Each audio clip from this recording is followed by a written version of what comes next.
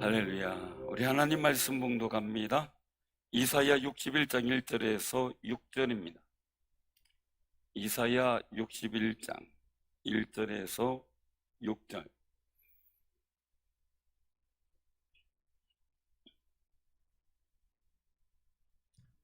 자, 이사야 61장 구약 성경 1042쪽.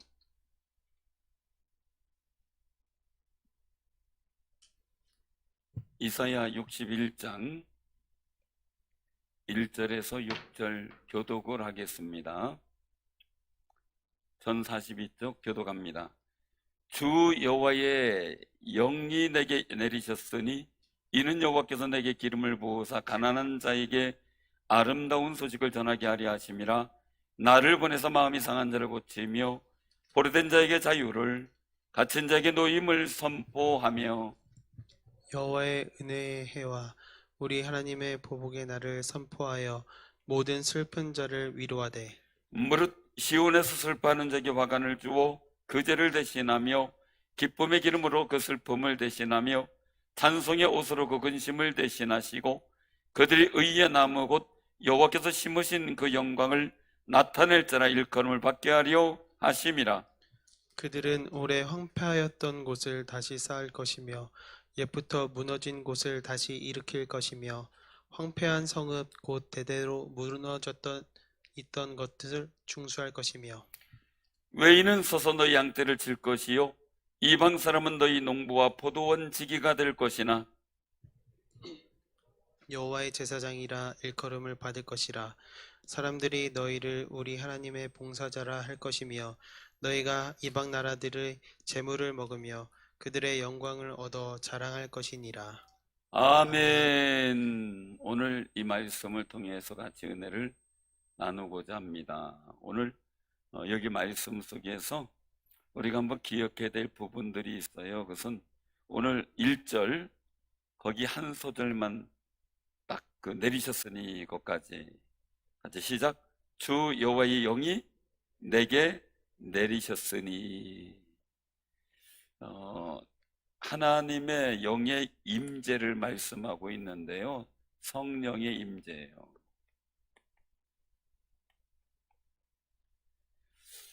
그 성령의 임재는 한마디로 말씀 속에 자격이 있어야 되겠죠. 자격. 자격은 의로운 사람이에요. 의를 이루어야 돼요. 이 의를 이루는 사람은 오직 누구여야 돼요? 예수님을 고백하고 예수님 믿는 사람이죠. 예수님의 십자가 보혈로 이루어지게 되겠죠. 그때 성령의 임재가 이루어지게 되고 사역이 있죠. 사역이 있는데 하나님의 기쁨이 되는 사역을 해야 되겠죠. 이게 이제 중요한 건데 이게 잘못되면 어떻게 돼요? 자기 기쁜 일만 하려고 그래요. 나 좋은 일만 하려고 그래요. 왜 가만히 보면은 우리가 살아가면서 갈등이라는 게 생기잖아요. 갈등이라는 게 생기는데 처음에는 서로를 위해서 어떤 모임이든 마찬가지예요. 서로를 위해서, 가정도 마찬가지고 서로를 위해서 배려하려고 그러다가 나중에 조금 세월이 가면 어떻게 되냐면 나는 뭐야? 이렇게 되는 거예요. 나는 뭐야? 나는 이렇게 해줬는데 너 나한테 해준 게 뭐 있어? 이렇게 생각하고 그리고 또 나를 위해서 생각하다 보면 이 갈등이라는 게 생겨나더라고요. 그동안은 서로 너를 위해서 내가 배려해줘야지 뭐 이럴 때는 전혀 문제가 없던 것이, 그럼 우리는 이런 게 그냥 단순하게 인간적 갈등보다 우리의 인생의 갈등을 한번 생각을 해보자고요. 하나님과의 나의 관계 속에 하나님은 나를 위하여, 너를 위하여 계속 그러시거든요. 예수님을 보내시고 하나님께서 은혜를 베푸시고 선자를 보내시고 말씀을 보내시고, 그래서 너를 위하여 하나님께서 희생하신 것, 제공하신 게 많다 이거예요. 그런데 우리는 아직도 나를 위하여 이러고 있으면 안 된다는 거죠. 그래서 하나님께서 원하시는 것이 뭐예요? 나의 영광. 오늘 여기서도 말씀하고 있죠. 3절 후반절에 보면 곧 여호와께서 심으신 그 영광을 나타낼 자라. 자기 영광만 나타내려고 살다가 보니까 하나님과 영적 갈등이 이루어져요.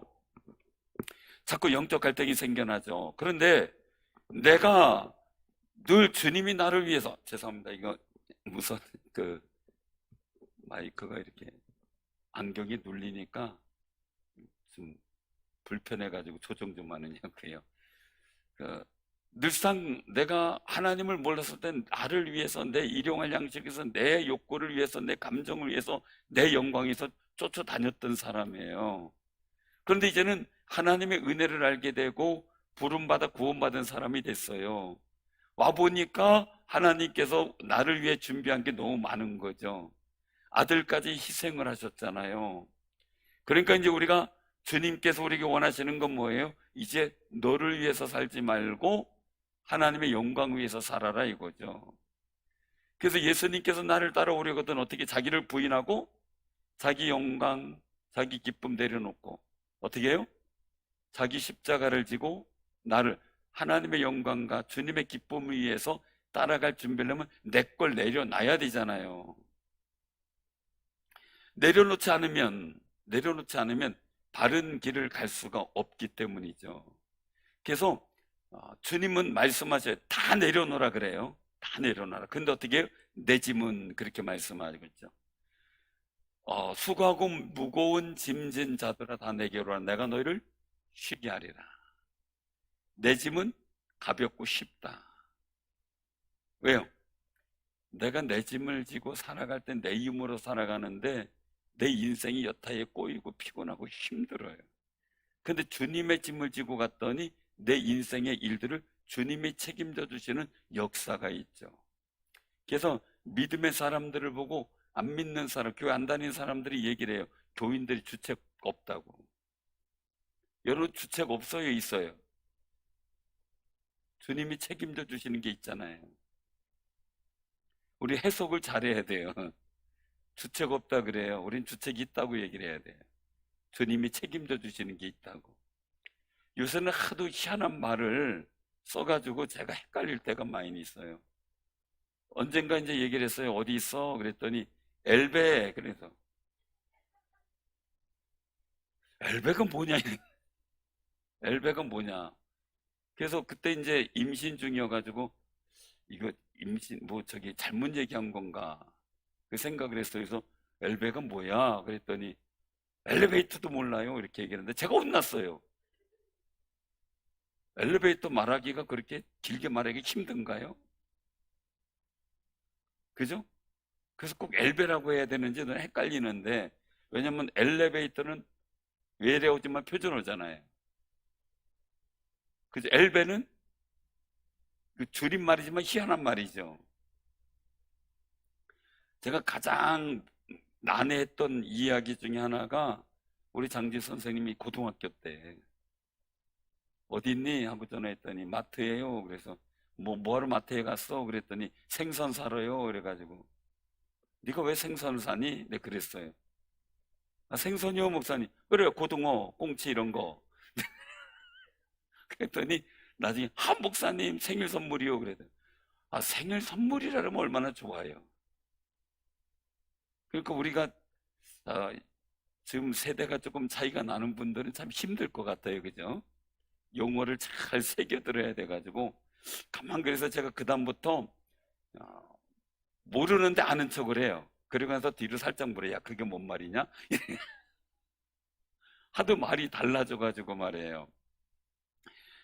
살면서 우리가 어떤 일들을 해나갈 때 정말 하나님의 영광 위해서 내가 부름받았어요. 내가 짐을 져요. 내가 짐을 지는데 그 짐은 쉽다는 거예요. 그 짐은 쉽고 그리고 나를 행복하게 하는 짐이라는 거예요. 근데 내 인생의 짐을 보면 그 무거운 짐은 나를 피곤하게 하는 짐이라는 거예요. 주님 말씀하시는 거예요. 그래서 하시는 게 뭐예요? 너희는 무엇을 먹고 무엇을 마실까 염려, 이게 우리 짐이라는 거예요. 근데 그 짐에 매여 있으면 어떻게 돼요, 우리가? 이거는 이방 사람들이, 성령 안 받은 사람들이 구하는 기도라는 거예요. 근데 성령 받고 하나님의 자녀된 사람이 구하는 것은 뭐예요? 그의 나라와 그의 의를 구하라고 마태복음 6장에서 말씀하잖아요. 그래서 우리가 꼭 기억하셔요. 로마서 8장에서 말씀하시는 성령의 탄식이 나오잖아요. 말할 수 없는 탄식 우리를 위해서 기도하는데, 성령 받은 사람은 영의 탄식의 기도를 할 수 있어요. 근데 성령의 은혜 충만하지 못한 분들은 그 영의 탄식이 기도가 뭔지 몰라요. 그래서 내가 생각으로 이끄는 기도가 있고 내 마음에서 이끄는 기도가 있어요. 그래서 우리는 정말 내가 있는 짐을 내려놓고 주님의 짐을 질 수 있는 지혜가 필요해요. 그 거룩한 지혜 말이죠. 그래서 예수님께서도 말씀하고 있는 거죠. 나를 따라오려거든 자기를 부인하고 자기 십자가를 지고 따라온다라는 건데, 내 십자가가 뭔가, 이게 지혜가 필요한 거예요. 그래서 우리가 주님 말씀대로요, 주님 말씀대로 바른 짐을 지면 인생이 형통해요. 근데 바르지 못한 짐을 지면 인생이 고달프다는 얘기예요. 하다못해 내 짐을 주님께 맡겨야 되는데 내가 그거 지고 있단 말이에요. 그리고 주님을 부른단 말이에요. 그럼 주님이 볼 때 이게 주님 마음이 기쁘겠냐 이거죠. 아니라는 거예요. 그래서 우리가 내 짐을 내려놓는다는 얘기는 하나님께 맡기고, 그리고 주님의 짐을 지고 나아갈 때 내 짐은 저절로 해결되고요, 내가 행복할 수 있는 길이 열리는 거죠. 그런데 내 짐을 지고서 주여 그리고 있으니 해결점이 없다는 이야기예요. 그래서 제가 가끔은 그런 경우가 있어요. 상담을 해줄 때 지금 다 거두절미하고 한번 이 일을 해보지 않겠느냐 해서 다른 사역을 제시할 때가 있어요. 그래서 이 일 좀 해보십시오 하고 얘기를 할 때가 있어요. 근데 아멘 하고 하면은 그 일을 하다가 자기도 모르게 자기 문제가 해결되는 걸 경험해요. 그런데 끝까지 고집하면 안 돼요, 나 이거 못하고 막 이거 해야 되고 막 그래요. 그러면 어떻게 돼요? 결국은 그 짐 지면서 주여 그러고 있는데 땀만 나는 거죠. 사랑하는 성님들, 우리가 정말 내가 내 기쁨을 위해서 가는 내 짐은 나를 기쁘지 못하게 만들지만, 주님의 영광을 위해서, 주님의 기쁨을 위해서 지는 짐은 내 짐에서 기쁨이 찾아오도록 만들어준다는 거예요. 그러니까 우리가 정말 내 본분의 위치, 오늘 말씀 속에서 보면은 말씀하고 있는 일들이 다르는데 그들이라고 말씀하고 있죠. 3절에 보면 그들이 의의 나무 곧 여호와께서 심으신 그 영광을 나타낼 자라 일컬음을 받는다. 이제 호칭이 달라지는 거예요. 호칭, 일컬음, 호칭. 그냥 호칭이라고만 할게요. 대상자의 호칭이 달라져요. 호칭이 달라지고 의미도 달라지죠. 역할이라고 할게요. 역할도 달라져요. 역할이 달라져요. 그래서 자기의 영광을 쫓아다니던 사람이 하나님의 영광을 나타낼 자로 뒤바뀌어지는 게 성령 충만이에요. 그거 모습이에요. 자, 근데 오늘 호칭이 달라지는 사람의 모습을 위해서 오늘 주 여호와의 영이 내게 내리셨으니, 이 얘기는 메시아 그리스도에 대한 이야기예요. 메시아의 오심에 대한 그 사역에 대해서 말씀하고 있는데, 메시아 그리스도의 사역이 뭐예요? 예수 그리스도의 사역. 메시아나 그리스도는 같은 말인데 제가 그냥 같은 말을 쓴 거예요. 자, 예수님이신 그리스도께서, 즉 메시아께서 하실 사역이 뭐냐? 하나님의 여호와께서 내게 기름을 부으사 성령이 비둘기같이 임하는 역사가 세례받고 올라올 때 나타냈던 그 일들. 그럼 그 다음부터 주님이 하신 일이 뭐냐? 자, 가난한 자에게 아름다운 소식. 가난해요. 어떤 소식이 제일 아름다울까요? 가난해. 가난을 안 해봐서 모르죠. 제가 가난해서 어려울 때는, 보릿고개 있고 그럴 때는요, 누가 밥 먹고 가랄 때가 제일 반갑더라고요. 그쵸? 누가 밥 먹고 가려면 굉장히 반가워요. 요새는 밥 먹고 가려면 반가워요, 안 반가워요? 안 반가워요? 그래도 반갑잖아요, 밥 먹고 가려면. 저는 누가 밥 먹고 가래서 밥 먹고 간다고 이제 목사님들이 이제 그러면은 이렇게 문자를 다 보내요. 전화하고. 누구한테요? 저녁을 누가 먹기로 했다. 그래서 못 간다 이래가지고, 요즘은 훈련이 잘 돼가지고 옛날에는 목사님들이 전화다는 거 가만히 있고 그랬었는데 나중에 사모님들이 전화 와가지고 막 어떻게 된 거냐 묻고 혼나고 그랬는데 요즘에는 알아서 전화를 잘하더라고요. 그래서 막 띠띠띠 막 전화해요. 근데 어느 목사님이 사모님한테 전화를 했어요. 그래가지고 여보 내가 지금 여기 목사님들하고 모였는데 밥 먹고 가게 됐으니까 여보 내가 식사하고 갈게 이렇게 이제 얘기를 해요. 그러니까 거기서 전화 소리가 들려요. 어우 너무 잘 됐어요. 너무 잘 됐어요. 식사하시고 오세요. 이런 얘기가 들리는 거예요. 그래서 제가 감사한 거는 제 아내한테 그거 하면은 아유 그래도 같이 먹으면 좋은데 혼밥 먹네 이제 아쉬워해요. 그래도 저는 행복한 남자예요. 그냥 혼자 하는 거지. 그래서 여러분들 꼭 기억해야 돼요. 이 여러 가지 이제 상황들이 많이 전개되는데 가난한 자에게 있어질 오늘 소식 말이에요. 가난한 자에게 아름다운 소식. 그가 가장 아파하던 것이 충족되어지는 거죠. 저는 보릿고개 때는 먹을 거예요. 지금은 뭘까요? 다 각자가 다르겠죠. 왜요? 물질적으로 가난한 사람이 있고 심리적으로 가난한 사람이 있고 우울하고 답답해서 아니 영적으로 가난한 사람들이 있잖아요. 그 여러 가지 일들 속에서 이 성령의 은혜가 있는 그리스도께서 하신 이 예수님께서 하신 일들은 아름다운 소식을 전해요. 그러니까 이 복음의 소식, 복된 소식이 많은 사람들에게 감동과 기쁨을 줬죠. 그 가난한 자, 심령이 가난한 자, 마태복음에서 말씀하시는 일들을 통해서 본다 그러면 심령이 가난한 자예요. 영원히 가난한 자예요. 그 심령에게 복음의 소식이 전달되고 천국 소식이 들려요. 얼마나 기쁘겠어요. 자, 그 다음에 또 어떻게 말씀을 하셔요? 마음이 상한 자. 옛날에도 마음 상했지만 요즘에 마음 상한 자가 참 많죠. 그런데 마음이 상한 사람한테 마음을 더 아프게 하는 경우가 있어요. 욥의 친구들 보면 욥이 참 모든 일이 상심했어요. 모든 일이 아파요. 그런데 욥한테 와서 옳은 얘기 해준다는 게 더 힘들어요. 우리도 보면요 가만히 있어주고 묵묵히 기도해 줄 때 아이고 힘내 이렇게만 해줘도 힘이 날 때가 있는데 그건 이렇게 하고 저렇게 하지 그랬어 이렇게 하지 그랬으면 열이 더 받는데요. 마음이 낙담이 더 단대요. 그러니까 어떻게 돼요? 정말 우리의 말은 정말 이 상처난 마음을 치유하기 참 어려워요. 그래서 상처를 이긴 사람이 상처난 사람을 치유한다고 이렇게 얘기를 하는데 우리가 성령 충만한 일 속에 우리가 다른 사람의 마음을 치료할 수 있는데 예수님께서 오셔서 하시는 것은 많은 상한 마음을 치료하셨죠.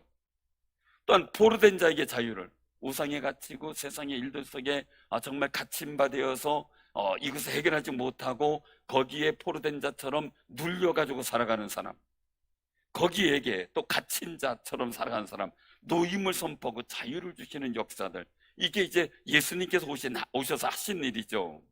그런데 굉장히 중요한 모습이 나오죠. 2절에 여호와의 은혜에라고 말씀해요. 보복의 날 이거예요.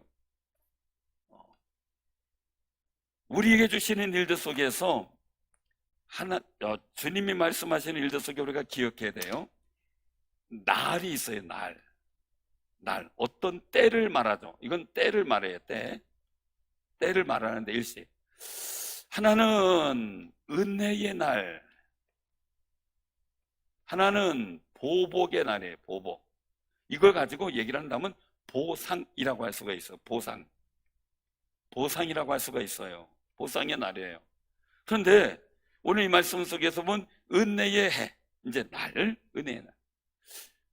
정말 그 이스라엘 민족에게 있어서 율법의 짐은 커요. 이것은 영적 짐이에요. 근데 이스라엘 민족에 또 한 가지 짐이 있어요.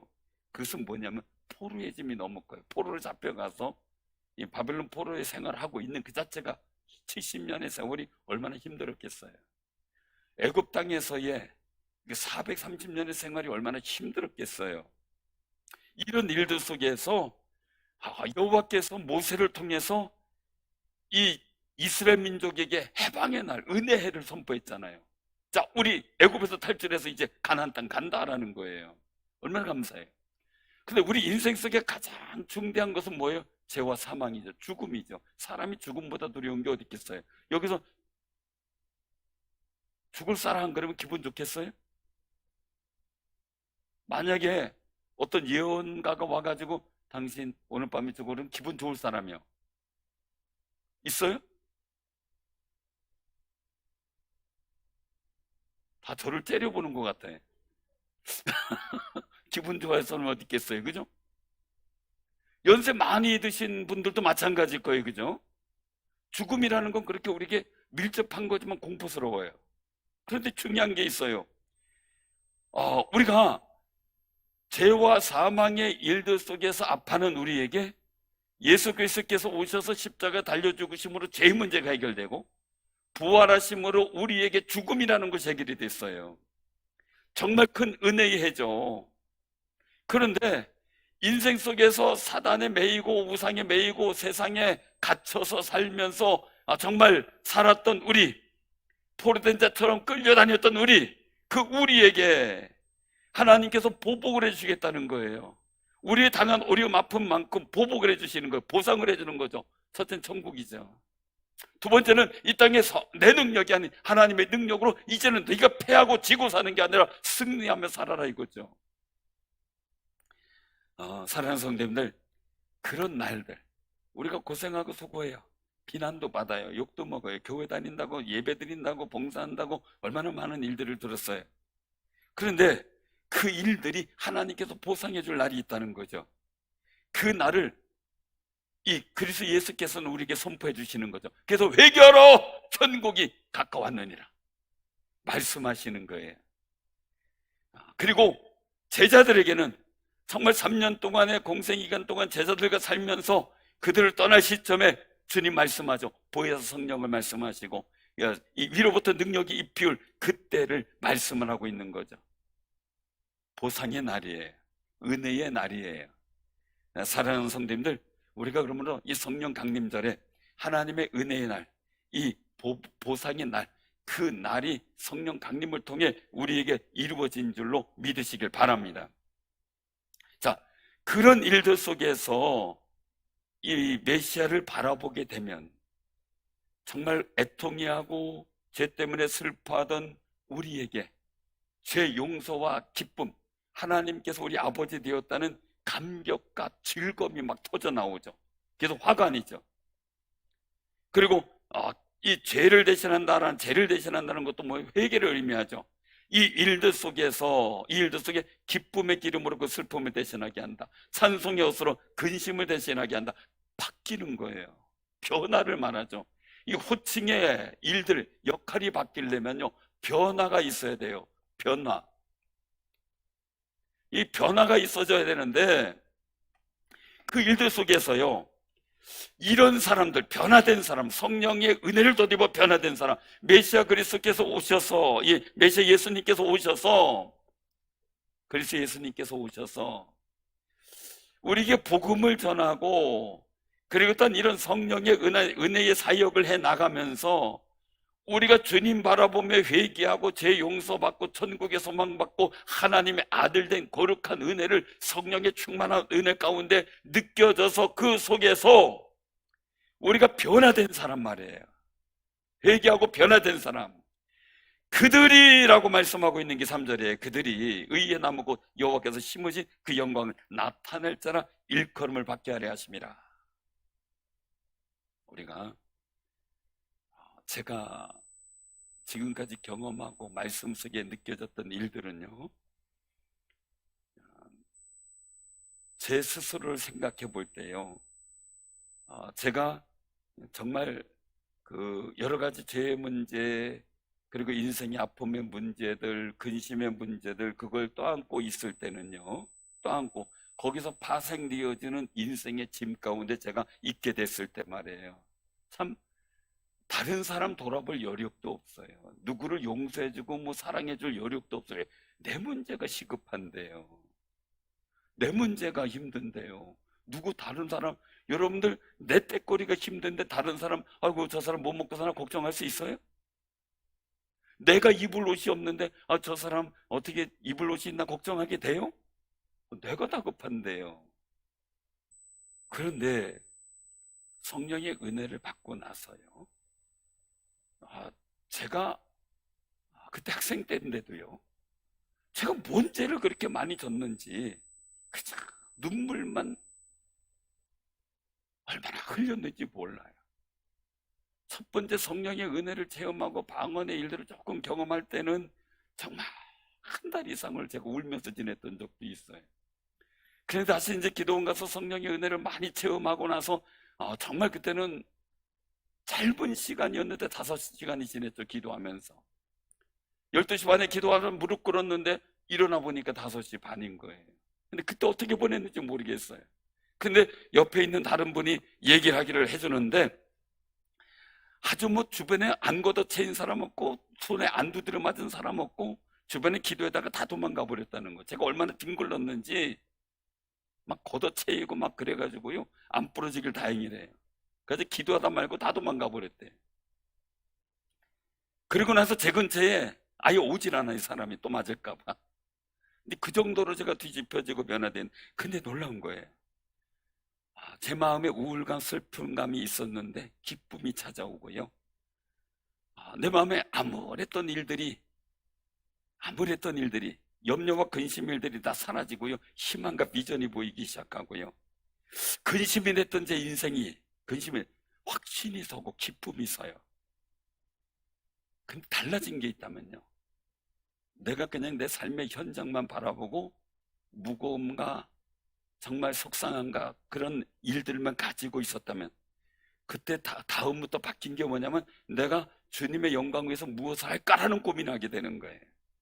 하나님의 은혜를 내가 위해서 무엇을 할까라는 고민을 하게 돼요. 근데 신기한 거예요. 제게 있는 슬픔도, 그것 때문에 뒤집어 쓴 죄도, 그것 또한 슬픔도 근심도 사라지게 된 게 이상의 기쁨이 생기고요. 저는 주님의 영광과 기쁨을 위해서 내가 사역하고, 그리고 어떤 청년 때 그러니까요, 그때 찬양하고 하나님 앞에 기도해야 되겠다라고 생각했는데 저의 인생의 짐은 저절로 하나둘 해결해지는 걸 느꼈어요. 왜? 제가 신경 안 썼는데 오히려 하나님의 도우심의 역사를 경험하게 된 거죠. 그렇게 제 마음이 너무 기뻤죠. 근데 이들이 해야 될 일들이 있어요. 그것은 뭐냐면요, 자, 일컬음이 달라지는 거예요. 그동안 하나님과 원수됐던 사람이에요. 그러니까 하나님 앞에 쓸모도 없던 버림받은 이스라엘 민족이에요. 그런데 오늘 여기서 보면 말씀하죠. 6절에 보면 같이 한번 봉독하세요. 시작. 오직 너희는 여호와의 제사장이라 일컬음을 받을 것이요, 사람들이 너희를 우리 하나님의 봉사자라 할 것이며, 너희가 이방 나라들의 재물을 먹으며 그들의 영광을 얻어 자랑할 것이니라. 아멘. 이스라엘 민족이요, 포로 잡혀간 이유가 뭐예요? 자기 인생의 짐만 지고 하나님의 영광이 뭔지 몰랐고요, 하나님께 예배드리는 게 뭔지 몰랐고요, 하나님을 위해 봉사하는 게 뭔지 몰랐어요. 자신들의 인생의 짐만 갖고 하나님과 관심 없고 거기에 집중을 했는데, 오히려 그들이 잡혀가서 되어진 일들이 뭐예요? 자신들의 존재감의 일컬음이 다 사라지고요, 버림받은 백성이고요, 그러던 포로된 백성이고요, 그리고 또한 다른 나라 볼 때 웃기는 진짜 비웃음거리가 되는 백성이 됐어요. 그런데 그들이 이제 예수님께서 오셔서 성령의 은혜로 그들이 회복될 때 나타나는 그들의 명칭이 수치스러움이 아니고 어떻게 돼요? 바뀌어지는 거예요. 그래서 여기서 가난한 자, 포로된 자, 갇힌 자, 슬픈 자, 근심된 자, 뭐 이런 여러 가지 상황들, 죄를 뒤집어 쓴 자, 이 사람들의 모습을 그냥 그대로 본다면 보잘것없는 사람이에요. 무시당하는 사람들이에요. 비전이 없는 사람이에요. 앞날에 희망이 없는 사람들이에요. 그런데 그들에게 오셔서 주님은 희망을 주시죠. 위로함을 주시죠. 또 다른 비전을 주시죠. 그래서 그의 모든 마음과 생각이 뒤바뀌어지는 거예요. 그래서 상한 마음, 자신의 인생의 문제 때문에 상한 마음이 뒤집혀져 가지고 말이에요, 화관이 되고 기쁨이 되고요, 찬송의 옷이 되고, 그리고 또한 그 마음에 비전과 소망이 터져나오기 시작하는 거예요. 그게 성령의 은혜예요. 그러니까 예수님 당시에도요, 예수님께서 복음을 외치실 때 얼마나 많은 사람들이 예수님을 따랐어요. 사랑하는 성님들, 저도 그래서 성령의 은혜를 체험하고요, 이 성령의 은혜를 체험해서 교만해지면 다른 사람은 상처만 주고 아픔을 줘요. 그런데 정말 오늘 말씀 속에 있는 것처럼요, 정말 가난한 자에게 아름다운 소식을 힘들어하는 사람에게, 없어서 낙심하는 사람에게 희망을 주고 위로함을 주고요, 그리고 또한 정말 마음이 상한 자를 고치고, 그리고 포로된 자, 갇힌 자, 헤엄매여서 사는 사람들에게 정말 하나님의 거룩한 은혜를 선포하고 노임을 선포해서 해나가는 일들, 이런 여러 가지 일들이 성령 받은 사람이 해야 될 거룩한 일들이에요. 그래서 4절에 사역이 나와요. 자, 4절 한번 같이. 내가 상황이 뒤바뀌니까, 내가 슬퍼하는 게 아니라 화가니, 죄를 대신하는 기쁨이 있고, 기름으로 슬픔을 대신하고 말해, 찬송에서 근심을 대신하는 변화의 역사가 있자 변화된 모습이 나타나요. 그게 이 4절 5절이에요 같이 봉독합니다. 그들은 오래 황폐했던 곳을 다시 쌓을 것이며, 옛부터 무너진 곳을 다시 일으킬 것이며, 황폐한 성읍 곧 대대로 무너져 있는 것들을 중사할 것이며, 외인은 서서 너희 양떼를 칠 것이요 이방 사람들은 너희 농부와 포도원지기가 될 것이나. 아멘. 이스라엘은 지금 포로 잡혀갔어요. 예루살렘은 황폐하게 됐어요. 성은 무너졌어요. 근데 느헤미야나 이 에스라 이런 분들을 통해서 예루살렘 성이 다시 수축이 되고 말이에요. 회복이 되고 예루살렘 성전이 다시 지어지잖아요. 쌓아지잖아요. 그래서 하나님의 영과 은혜를 받은 사람, 정말 그 속에서도 하나님의 이 회복의 날을 기다리면서 주님 앞에 믿음으로 기도한 사람들, 느헤미야가 얼마나 자기 백성을 위해서 탄식하며 기도해요. 그래서 여기 3절에 말씀하고 있죠. 무릇 시온에서 슬퍼하는 자. 그래서 느헤미야는 정말 자기와 자기 민족과 조상들의 죄를 하나님 앞에 내어놓으며 슬퍼하며 기도를 해요. 그런데 그가 하나님의 은혜를 입고 저들에게 은혜를 있게 해달라고, 왕에게 은혜 있게 해달라고 기도를 했는데 갑자기 왕의 술관원이 돼요. 오늘날 이제 경호실장이나 비서실장 정도예요. 오늘날 위치로 본다면. 그리고 그가 그래도 자기 잘 됐다가 막 기쁜 게 아니라 뭐만 생각해요? 하나님의 영광만 생각해요. 왜요? 예루살렘이 회복되길 원해요. 이스라엘 민족이 하나님의 백성이니까 회복되길 원해요. 그리고 또한 예루살렘 성이 회파됐다니까 다시 짓고 싶어요. 세우고 싶어요. 그 일 때문에 수심이 있었는데 왕이 묻잖아요. 뭐 때문에 이렇게 수심을, 왜? 그가 근심했어요. 슬픔이 있었어요. 그런데 그게 자기를 위한 근심이 아니었어요. 이스라엘 민족을 위한 근심이고 하나님의 영광을 위한 근심이고 하나님의 구원의 날이 속히 이루어지기를 위한 근심이었어요. 자기 짐은 내려놓은 거예요. 사랑하는 성도님들, 그때 하나님께서는 이 느헤미야에게 은혜를 주고 왕에게 은혜를 주셔서 이 느헤미야를 예루살렘 총독으로 가게 하잖아요. 정말 이 일들을 보면서 만약에 느헤미야든 다니엘이든요, 자기 인생의 짐만 지고서 내가 어떻게 출세할까 이러고 있었다면 하나님이 그렇게 안 썼을 거예요. 근데 다니엘이나 이 느헤미야 같은 경우를 보면 정말 여기서 시온에서 이건 뭐냐, 율법을 의미하기도 하지만 예루살렘을 의미해요. 그 예루살렘의 마음을 두고, 성전의 마음을 두고 거기서 슬퍼하며 근심하며 정말 기도하는데 내 짐이 아닌 하나님의 짐을, 하나님의 아픔을 갖고. 사실 다윗이 골리앗한테 뛰쳐나간 게요, 자기 짐이에요. 자기는 쑥 빠지면 돼요. 얼른 도시락 주고 집에 가면은 아무런 상관없어요. 그런데 여호와의 이름의 짐을 지고 너는 창각하리냐? 난 여호와의 이름을 갖고 나왔다. 다르잖아요. 나 다윗의 이름을 알았어. 그러면 맞아 죽었을 거예요. 제가 볼 때는 단칼에, 그죠? 근데 여호와의 이름을, 자기 짐이 아니에요. 다윗 상관없을 수 있어요. 근데 하나님의 영광의 짐이었어요. 할례받지 않은 백성이 여호와의 사신 군대를 무시하냐 이거예요. 여호와의 이름을 무시하냐 이거예요, 한마디로. 그리고 뛰쳐나갔는데 결국은 그걸 통해서 화관이 됐잖아요. 갑자기 군대 장관이 되고 왕의 부마가 되고 말이에요. 얼마나 대단해요. 기쁨이 넘쳤잖아요. 사랑하는 성도님들, 우리가요 이 일도 통해서 보면 사실은 느헤미야나 다니엘 이런 사람들을 보면은 에스라도 보고 그러면요, 그들의 역할이 어떻게 보면은 그냥 자기의 인생이 짐만지고 살아갈 사람들이에요. 어떻게든 포로의 장소에서 살아났으면 하는 바람이고 견뎌냈으면 하는 자기의 짐만 지고 살아갈 사람들이에요. 근데 자기 짐은 상관없어요. 왕의 기사는 어떻게 상관없어요. 다만 중요한 건 시온에서 예루살렘을 위해 기도하고 이스라엘 백성을 위해서 기도하고 이스라엘 백성의 그 나라를 통해 하나님의 영광에 대한, 하나님의 영광이 땅에 떨어진 것이 가슴 아픈 거예요. 우리도요 이 나라 이 민족의 일들 속에서 교회의 미신이 땅에 떨어졌고 인식도가 땅에 떨어졌고 여러 가지 말을 많이 해요. 물론 교회가 잘못한 것도 있어요. 근데 그렇게 만드는 사람들도 있다는 건 우리 인정할 수밖에 없잖아요. 그럼 우리가 어떻게 해야 돼요?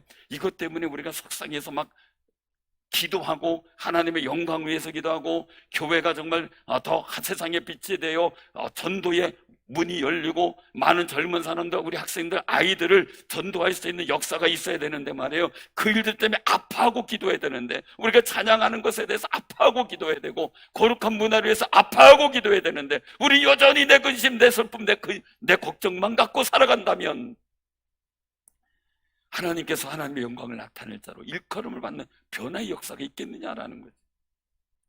제자들도 마찬가지죠. 내가 그냥 이것만 갖고 싸우고 말이요, 가서 고기나 잡아먹자 이것만 갖고 있어서 아무런 역사가 없었잖아요. 근데 예수님의 소원대로 위로부터 능력을 입히올 때 오직 성령이 너희 임하시면 그 말씀 붙잡고 모여 기도하고 애쓰자. 주님께서 성령의 역사를 보내주셨고 그들을 통해 하나님의 영광이 나타났잖아요. 하나님께서 그들의 보상과 거룩한 역사를 이루었고 그들에게 명칭이 바뀌었잖아요. 이제는 그 로마 사람들도 그렇고 이스라엘 사람들도 그렇고 유대인들, 대제사장들, 많은 사람들이 얼마나 많은 나쁜 칭호를 얘기했겠어요. 괴수라고도 얘기하고 말이에요. 근데 그들이 그리스도라는 이름으로 바뀌어버리잖아요. 제자들이라는, 예수의 제자라는 이름을 바뀌어버리잖아요. 역할과 상황들 말이에요. 이스라엘 민족은 포로로 잡혀갔어요. 포로 잡혀가서 억울한 일들 속에 있는데 하나님의 영광을 위해서 근심하며 그 짐을 위해서 간구할 때요, 그들이 바뀌기 시작하는데 황폐했던 것을 다시 쌓죠. 무너진 것을 다시 일으켰죠. 그 속에서 대대로 무너진 것을 중수해 나가기 시작하는데 상황이 바뀌어져 버려요. 역할이 바뀌니까 상황이 바뀌어요. 그래서 5절에 보면 외인이 이제는 자기네들이 양떼를 쳤어요. 그런데 이제 외인이 자기네들 양떼를 치고 자신은 다른 일에, 저는 이거 가만히 보면 생각을 해요. 우리가 욕심이 있어야 되겠다. 왜요? 사업하는 분들 맨날 내 양떼, 내 기업의 터전 때문에 애쓰고 애써요. 그럼 욕심을 가지고 하나님, 이 일은 정말 내가 이렇게 외인이 서서 내 기업을 지켜주고 나는 주일에 쫓아다니게 하옵소서. 이런 용기 있는 기도했으면 좋겠어요. 그냥 이것 때문에 어떻게 하나 이러고만 있는 게 아니고 말이에요. 여기서 말씀하잖아요. 이방 사람은 너희 농부와 포도원지기가 될 것이나. 자기네들이 포도원지기가 됐어요. 거기서 노동했어요 맨날. 그런데 상황이 바뀌었어요. 이제는 내 포도는 내비두고 난 주님께 번제하러 예배드려 가고 그 관리는 다른 사람이 하는 거예요. 상황이 바뀌어버렸어요. 사랑하는 성도님들, 일컬음, 칭호가 바뀌니까, 호칭이 바뀌니까, 역할이 바뀌니까, 상황이 변화가 되니까 내 삶의 자리의 역사도 달라지더라는 거죠. 사랑하는 성도, 이 말씀 속에 있는 것처럼 정말 우리 예수님께서 이 땅에 오셔서 기름 부음을 받으신 메시아로 그리스도로 살아가시면서 우리의 죄와 사망의 일들을 십자가에서 해결하시고, 그리고 일단 그 죄사함을 믿는 사람들에게 부활의 영생의 역사를 보게 하셨어요. 이제 여러분들은 정말 변화된 사람이에요. 그럼 우리가 세상의 짐 속에서 매번 애 먹고 그것 때문에 고민하는 게 아니라 성령의 지혜를 얻어서 하나님의 영광을 위한 짐을 질 줄 아는 거룩한 삶을 살아서요, 정말 모든 상황이 뒤바뀌어져 버리는, 그리고 정말 내가 하나님 앞에 당당한 믿음의 사람으로서 주님께 영광 돌릴 역할을 감당하는 아름다운 사람이 되기를 소원하시기를 바랍니다. 그 용기가 우리가 터져 나와야 되고 그런 기도가 우리가 있어야 되겠죠. 우리 찬양하고요, 한번 기도하도록 하겠습니다.